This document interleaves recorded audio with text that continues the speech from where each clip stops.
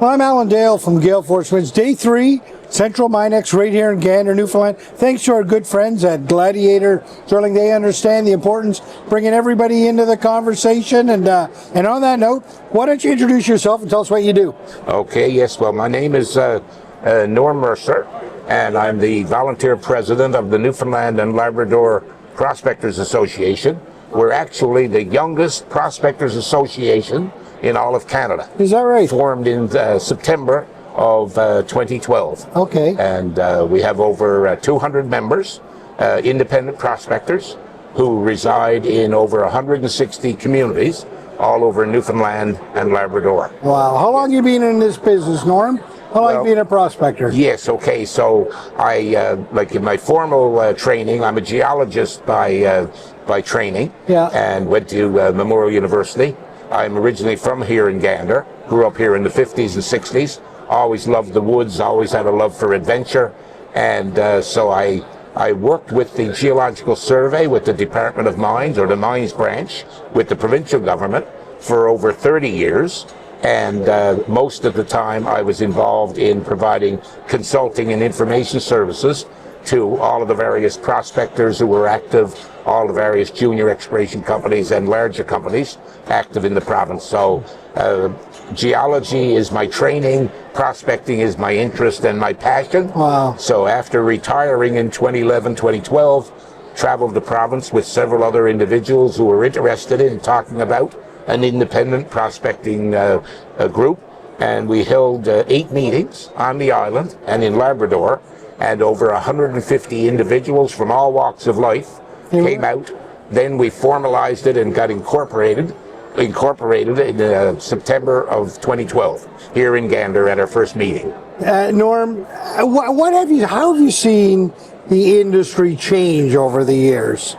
Well, certainly in terms of as far as the changes, as far as when you look at prospecting, mineral exploration, and mining, I mean, there's been a tremendous amount of new technological advances, new equipment in all phases of the cycle of mining, right from project generation, prospecting, exploration, discovery, advanced exploration, to mine development, reclamation.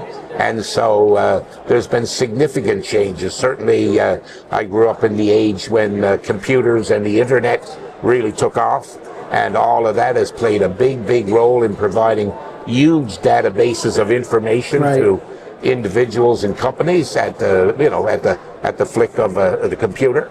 And when you look at sensitivity to environmental sustainability, ecosystems, in terms of the whole regulatory and permitting process, it's very highly regulated, highly permitted, even at the stage of prospecting. And so, we've seen a whole range of, significant more in the whole technology, information services, the computerization, artificial intelligence now is coming on. And when you look at in all levels, whether it's an exploration crew with field crews with helicopters, or trucks and jeeps, or whether it's with helicopters and bush planes, there's so many advances, in all areas. Right.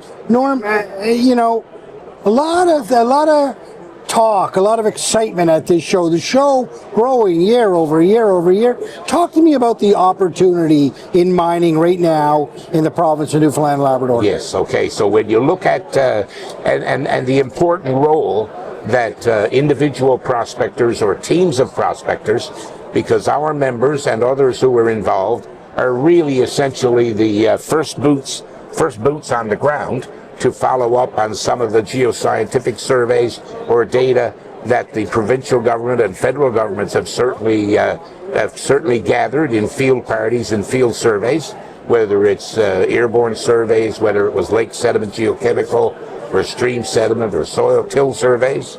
But they're the first boots on the ground.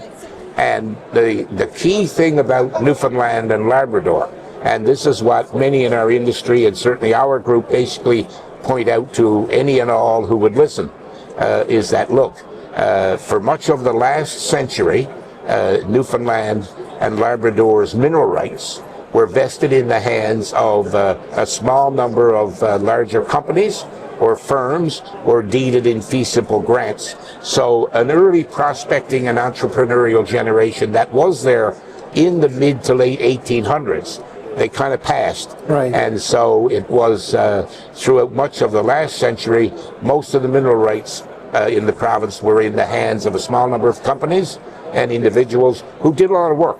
But when you get into, you know, what are the remnants, Newfoundland, the island of Newfoundland represents, you know, the collision point to form the Great Appalachian Mountains, but it was two ancient continents with an ocean in between. Right. That destroyed that ocean, thrust some of the older rocks and oceanic and mantle rocks up onto the western platform, and from there brought together both ancient eastern North America and parts of ancient northwestern Africa.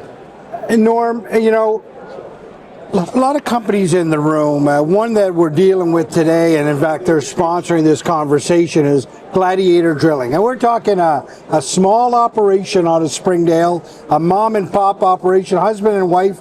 They've hired their friends. Where does a company like that fit into this enormous ecosystem right now? Yes, and the thing is, as I say, when it comes to that ecosystem, what we've had, like we've really only had significant exploration for gold over the last 25 or 30 years.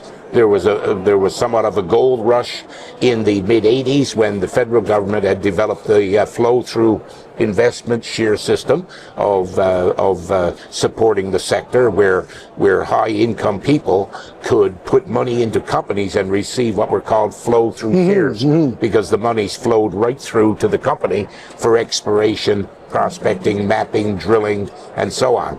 And so, you know, our members, because, you know, you're getting into an industry that at a certain point now will start to cost a lot of money to advance a project, right. A lot of drilling, a lot of trenching, a lot of mechanized activities when you get to the bulk sampling of right. particular deposits and so on. So, you know, the prospectors were really the early stages on modest monies. Some of our greatest and richest discoveries have been made by local prospectors, whether it was Voisey's Bay with Al Chislett or Chris Verbisky, whether it was Peter Dimmel, a prospecting geologist, along with Alan Keats and his son Alan, one of the top prospectors in all of North America, and that family is well known throughout the country. And all of these people and other prospectors who've come out who've made significant finds. And so they, in the sector, so in many instances, because they would have limited funds, then they try to attract and market their mineral properties to the junior companies, right. or mid-tier or larger companies who may have an interest, right. to offtake, raise the monies. It's high-risk sector, but potential for high reward. Right, of course. But it is at times challenging to raise money, and so the junior sector kind of goes through a number of cycles, as does the mineral industry, as does other resource industries, right?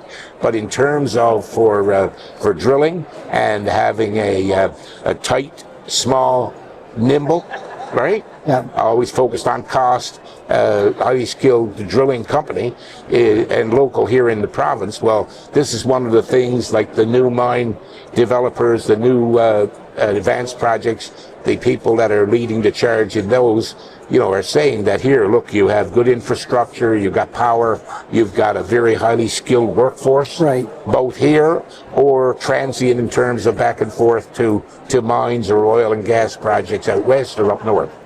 So, there's a tremendous opportunity there, like other family-owned businesses, like Eastern Analytical. But for local drilling companies, the realization is stay nimble, stay on track, realizing that there are cycles. Right.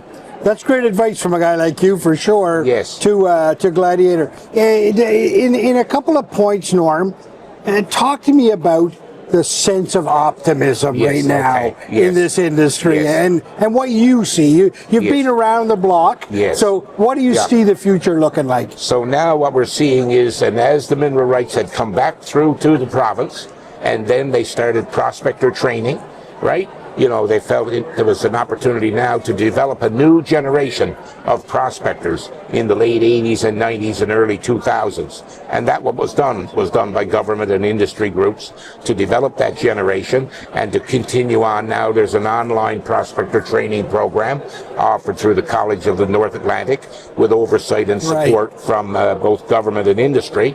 And over the last 2 years, there's been somewhere between 80 to 90 individuals who've taken the online modules supplemented with in-field demonstrations and field trips. So there's quite a lot of interest.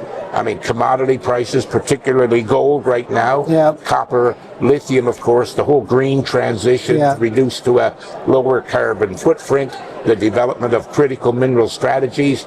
This all bodes well for Newfoundland and Labrador mineral sector, for our prospecting community, and the whole resource sector across the country. Here on the island, we're seeing the Ball government, the Liberal government, back a number of years ago, I think it was 2018, 2019, they developed a new mineral strategy, realizing that the sector now, we're starting to see a number of new deposits that are several in the construction phase. By this fall, we will have 2 producing gold mines. Wow. That will be quite active. One, which would be more of a smaller producer into the mid-tier, but then a much larger producer that would be Maritime in the Kings Point, Springdale area, and then also with regards to Caliber Equinox with the very large Valentine deposits, where right now they have approximately 5 million ounces identified, and at Maritime at Kings Point, and Valentine, of course, is southwest of Buchan, southwest of Millertown. Yeah. And right now, Caliber, of course, are into the final phases of construction, providing, hundreds and hundreds of, jobs for highly skilled tradespeople and others, along with many suppliers and service companies, such as a company like the Gladiator, and other drilling and service companies like Eastern Analytical, and so on. The list goes on and on.